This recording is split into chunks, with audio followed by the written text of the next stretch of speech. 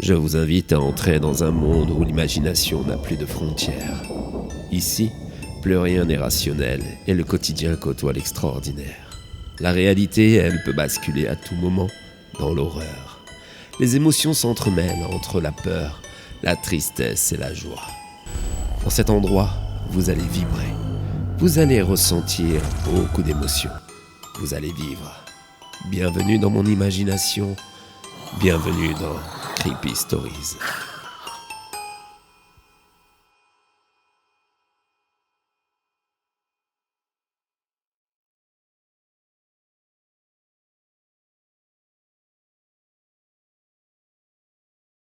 Je suis bien conscient que ce que je viens de vous raconter, l'histoire de Peter et son monstre papier, peut vous laisser perplexe. Mais je vous assure de son authenticité. Tout ceci n'est que la stricte et effrayante vérité. Mais bon, comme je vous l'ai annoncé en début d'enregistrement, j'ai encore 2 autres histoires à vous raconter. 2 autres enfants qui m'ont marqué lors de toutes ces années de travail. Et cette fois-ci, il est question de coulrophobie. Et du cas de Clara et de son monsieur le clown. C'est une phobie fréquente chez les enfants, et même parfois chez les adultes. Aussi étrange que cela puisse paraître, ces personnages hauts en couleur peuvent aussi bien inspirer la joie que la peur.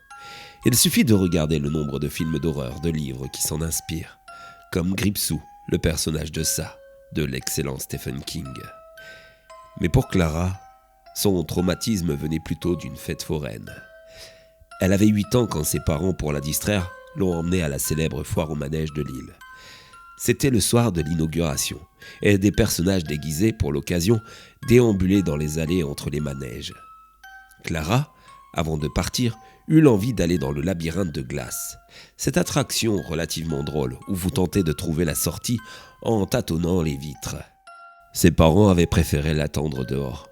Mais la fillette mettait un temps fou à en sortir, au point qu'ils demandèrent au gérant de l'attraction d'aller chercher leur petite fille. Ils l'ont retrouvée.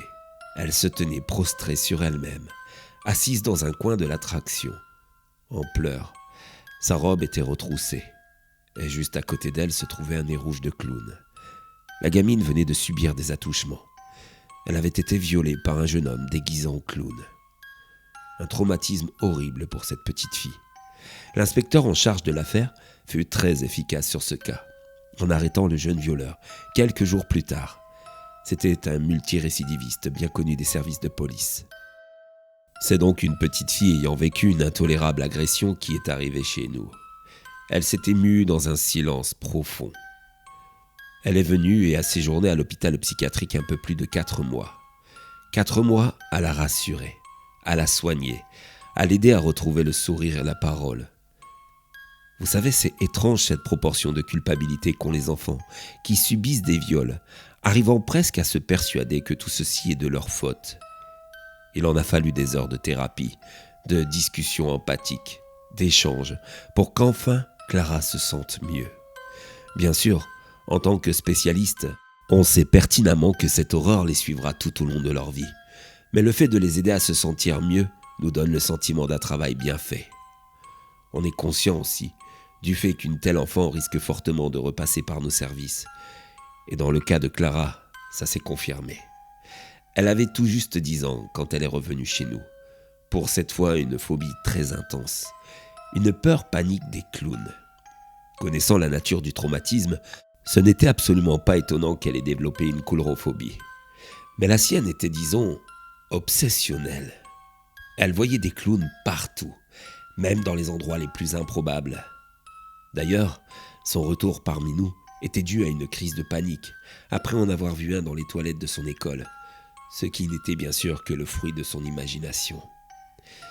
J'ai de suite entrepris de m'occuper d'elle tant elle me touchait. C'était une gamine si gentille. Lors de nos nombreux entretiens, elle m'est apparue consciente que ce qu'elle avait vécu et que ce qu'elle vivait étaient étroitement liés. Mais pourtant, elle dissociait totalement son viol de ces apparitions de Monsieur le Clown comme elle aimait l'appeler. Ces clowns n'étant pas les mêmes. Le violeur n'était qu'un homme déguisé en clown, tandis que celui qui lui apparaissait souvent, Monsieur le Clown, était une créature malfaisante qui lui voudrait une autre forme de mal. Bien sûr, j'ai tenté maintes fois de lui expliquer que c'était son esprit qui avait créé de toutes pièces ce clown psychopathe en s'inspirant du violeur de la foire au manège. Mais rien n'y faisait. Elle restait persuadée du contraire. Monsieur le clown était un autre personnage que celui qui l'avait violé. Sur ce point, j'ai échoué, mais j'ai réussi à lui apprendre à ne plus avoir peur, via un conseil de ma grand-mère. En effet, quand j'étais petit, cette dernière m'avait appris à me débarrasser de mes peurs en fermant les yeux et en comptant jusqu'à 10. Une méthode certes simpliste, mais efficace. Clara pouvait donc à loisir se débarrasser de ce monsieur le clown, en appliquant cette bonne vieille méthode de grand-mère. Finalement, d'une certaine manière, Clara réussissait à se débarrasser de son monstre, ce monsieur le clown, qui pourtant semblait s'acharner sur elle. Il lui apparaissait de plus en plus souvent, mais comme elle avait la méthode pour s'en débarrasser, alors elle l'utilisait. Je n'ai plus revu Clara une fois son hospitalisation terminée, et je suppose qu'elle allait mieux. Du moins, je l'espérais du plus profond de mon être. Jusqu'à ce matin d'automne, il y a 2 ans. Je regardais les informations en prenant mon petit déjeuner. Et j'ai appris qu'une jeune joggeuse, Clara Petit, avait été sauvagement assassinée par un de ces clowns tueurs qui ont fait le buzz, vous savez, à la sortie du film Le Joker. Mais finalement, qui a tué Clara? Était-ce un énième détraqué déguisé en clown ou était-ce plutôt son monsieur le clown?